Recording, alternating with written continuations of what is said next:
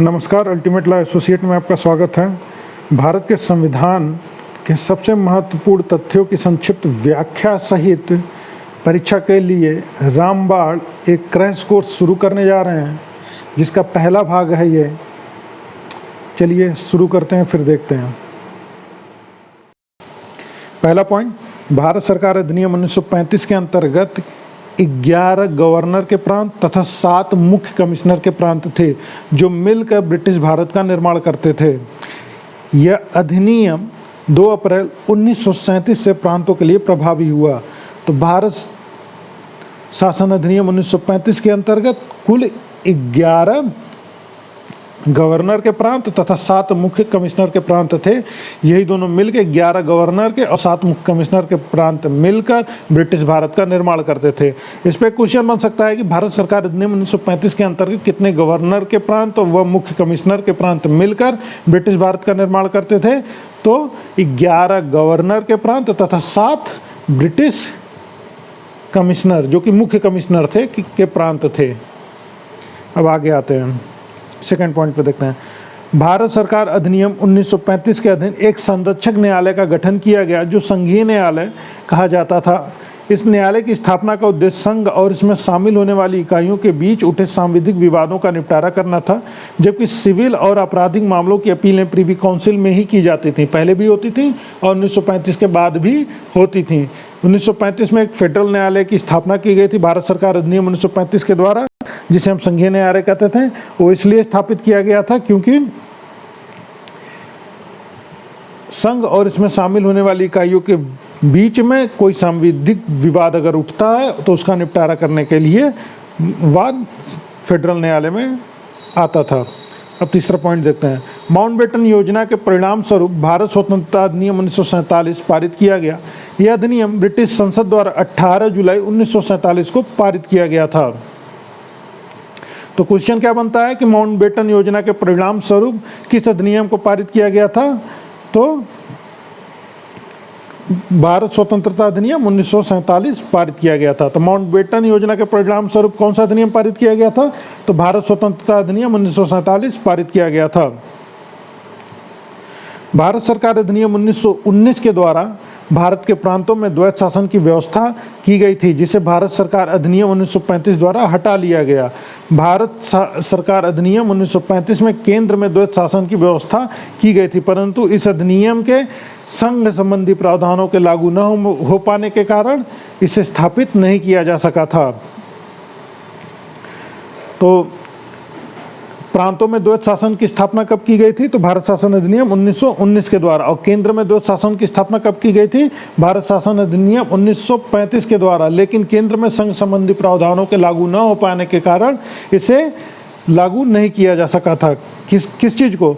संघ में द्वैत शासन को, और प्रांतों के द्वैत शासन की व्यवस्था को भारत शासन अधिनियम 1935 के द्वारा हटा लिया गया था। अब इस पर क्या क्वेश्चन बन सकता है कि भारत में द्वैत शासन स्थापित हुआ था। तो कैसे हुआ था भारत में द्वैत शासन। भारत सरकार अधिनियम 1919 के द्वारा।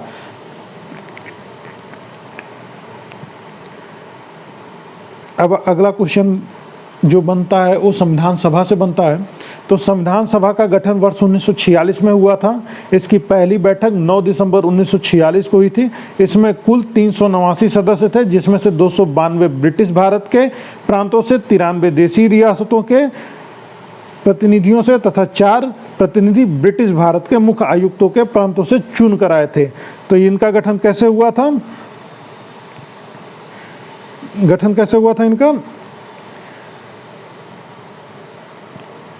इनका गठन हुआ था टोटल 389। ये कैसे थे। ये 292 प्लस 93 प्लस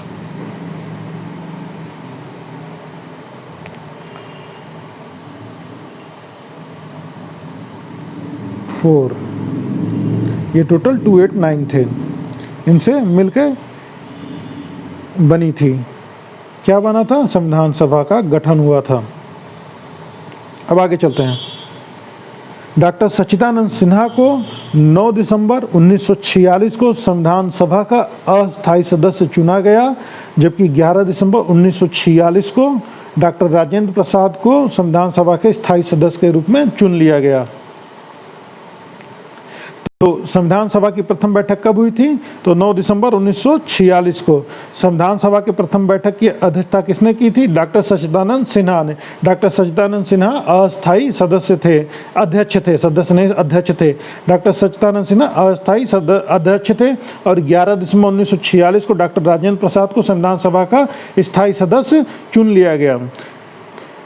अब एक क्वेश्चन और बनता है कि संविधान सभा की प्रथम बैठक जो 9 दिसंबर 1946 को बुलाई गई थी उसकी अध्यक्षता किसने की थी? तो डॉक्टर सच्चिदानंद सिन्हा ने की थी, वो अस्थायी सदस्य थे। संविधान सभा के सदस्य प्रांतीय विधानसभाओं के सदस्यों द्वारा चुने गए थे।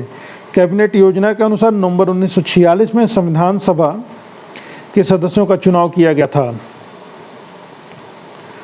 संविधान सभा के अस्थायी अध्यक्ष डॉक्टर सच्चिदानंद सिन्हा थे, जिन्हें 9 दिसंबर 1946 को संपन्न सभा की अध्यक्षता की थी, जिन्होंने 9 दिसंबर 1946 को संपन्न सभा की अध्यक्षता की थी, जबकि 11 दिसंबर 1946 को डॉक्टर राजेंद्र प्रसाद को सर्वसम्मति से संविधान सभा का स्थायी सदस्य चुन लिया गया था। संविधान बनाने वाली ड्राफ्ट कमेटी, जिसे हम प्रारूप समिति भी कहते हैं, ड्राफ्ट कमेटी के अध्यक्ष डॉक्टर भीमराव अंबेडकर थे एवं अन्य सदस्य एन गोपाला स्वामी अयंगर, अल्लादी कृष्णा स्वामी अय्यर, के एम मुंशी, मोहम्मद सादुल्ला खेतान तथा बी एल मित्तर थे। संविधान सभा के संवैधानिक परामर्शदाता कौन थे? Shri B N Rao. संविधान सभा के संवैधानिक परामर्शदाता कौन थे? Shri B N Rao. ये बहुत ही महत्वपूर्ण है। श्री बी एन राव संवैधानिक परामर्शदाता थे। अब आगे चलते हैं। उद्देश्य प्रस्ताव 9 दिसंबर 1946 को पंडित जवाहरलाल नेहरू ने प्रस्तावित किया था। उद्देश्य प्रस्ताव को किसने प्रस्तावित किया था? पंडित जवाहरलाल नेहरू ने। कब प्रस्तावित किया था? 9 दिसंबर 1946 को। डॉक्टर जयकर एवं डॉक्टर अंबेडकर की सलाह पर सभा 6 सप्ताह तक इस बात की प्रतीक्षा करती रही कि मुस्लिम लीग एवं देशी रियासतें प्रतिनिधि सभा में सम्मिलित हो जाएं। इसलिए उद्देश्य संकल्प 22 जनवरी 1947 को स्वीकार किया गया। स्वीकार कब किया गया उद्देश्य संकल्प को? उद्देश्य संकल्प को 22 जनवरी 1947 को स्वीकार किया गया। तो उद्देश्य संकल्प को कब स्वीकार किया गया? 22 जनवरी 1947 को। अब आगे चलते हैं। संविधान सभा द्वारा भारत का संविधान अंतिम रूप से 26 नवंबर 1949 को अंगीकृत एवं अधिनियमित किया गया। यह संविधान की उद्देशिका से स्पष्ट हो जाता है। 26 नवंबर 1949 को संविधान को अंगीकार करने की तिथि थी। अडॉप्ट करने की डेट क्या थी? 26 नवंबर 1949। 26 जनवरी 1950 को संविधान के प्रवर्तन की तिथि कहा जाता है। अलॉटमेंट डेट 26 जनवरी 1950। कॉन्स्टिट्यूशन का अलॉटमेंट डेट कब है? 26 जनवरी 1950। 24 जनवरी 1950 को 284 सदस्यों ने संविधान पर हस्ताक्षर किए। सदस्यों ने हस्ताक्षर कब किए? 24 जनवरी 1950 को। कितने सदस्यों ने किए? 284 सदस्यों ने संविधान पर हस्ताक्षर किए और 26 नवंबर 1949 को संविधान स्वीकार किया गया। संविधान स्वीकार कब किया गया? 26 नवंबर 1949 को। और सदस्यों ने उस पर कब हस्ताक्षर किए? 24 जनवरी 1950 को। कितने सदस्यों ने हस्ताक्षर किए? 284 सदस्यों ने। संविधान सभा का कुल 12 अधिवेशन हुआ था। 26 जनवरी 1950 को संविधान लागू किया गया और उसके साथ ही संविधान सभा को भंग कर दिया गया। उसके साथ ही संविधान सभा को भंग कर दिया गया। ये सही कर लीजिएगा, भंग है, भंग कर दिया गया। संविधान सभा के अध्यक्ष ने संविधान पर 26 नवंबर 1949 को ही हस्ताक्षर कर दिए थे। संविधान सभा के अध्यक्ष ने संविधान पर 26 नवंबर 1949 को ही हस्ताक्षर कर दिया था। और सदस्यों ने कब हस्ताक्षर किया था? सदस्यों ने 24 जनवरी 1950 को हस्ताक्षर किया था। सदस्यों ने 24 जनवरी 1950 को हस्ताक्षर किया था और अध्यक्ष ने कब किया था हस्ताक्षर? 26 नवंबर 1949 को। इस प्रकार संविधान उसी दिन से बनकर तैयार हुआ। किस दिन से? 26 नवंबर 1949 को। संविधान के कुछ उपबंध 26 नवंबर 1949 को लागू हो गए, जैसे नागरिकता, निर्वाचन, आपात संबंधी व्यवस्था इत्यादि। शेष उपबंधों को 26 जनवरी 1950 से लागू किया गया। संविधान सभा ने राष्ट्रीय ध्वज तिरंगा को 22 जुलाई 1947 को स्वीकार किया। तो राष्ट्रीय ध्वज तिरंगा को संविधान सभा ने कब स्वीकार किया? 22 जुलाई 1947 को संविधान सभा ने राष्ट्रीय ध्वज तिरंगा को 22 जुलाई 1947 को स्वीकार किया। राष्ट्रीय विधिक सेवा दिवस प्रतिवर्ष 9 नवंबर को मनाया जाता है। राष्ट्रीय विधिक सेवा दिवस कब मनाया जाता है?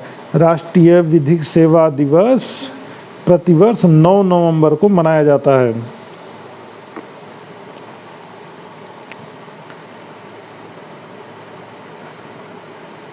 भारत में 26 नवंबर को विधि दिवस मनाया जाता है। तो विधि दिवस कब मनाया जाता है? 26 नवंबर को। संविधान सभा के सदस्यों के प्रति सम्मान प्रदर्शित करने के लिए 1979 से प्रतिवर्ष यह दिवस मनाया जाता है। धातव्य है कि 26 नवंबर 1949 को भारत का संविधान अंगीकृत और अधिनियमित किया गया था। विधिक संप्रभुता भारतीय संविधान में निवास करती है, न कि हम भारत के लोग में। यह विचारधारा केशवानंद भारती वर्सेस केरल राज्य के वाद में व्यक्त की गई थी। केशवानंद भारती के वाद में अभिनिर्धारित किया गया था कि विधिक संप्रभुता भारतीय संविधान में निवास करती है, न कि हम भारत के लोगों में। हम भारत के लोग पद का एक अंतर्निहित अभिप्राय यह भी है कि भारतीय जनता ने संविधान को निर्मित तथा स्वीकृत किया है। इसलिए भारतीय संघ का कोई एक राज्य या राज्यों का समूह न तो संविधान को समाप्त कर सकता है और न ही संविधान द्वारा निर्मित संघ से संबंध विच्छेद कर सकता है। हम भारत के लोग ही इसके निर्माता हैं एवं किसी बाहरी शक्ति के अधीन नहीं हैं। संविधान की प्रस्तावना में हम भारत के लोग पद का जिस अर्थ में प्रयोग किया गया है उससे यह नितांत स्पष्ट है कि भारतीय शासन की अंतिम सत्ता जनता में निहित है। भारतीय जनता ने ही संविधान को अंगीकृत और अधिनियमित किया है। डॉक्टर भीमराव अंबेडकर के अनुसार इस संविधान का आधार जनता है एवं इसमें निहित प्राधिकार और संप्रभुता सब जनता से प्राप्त हुई है।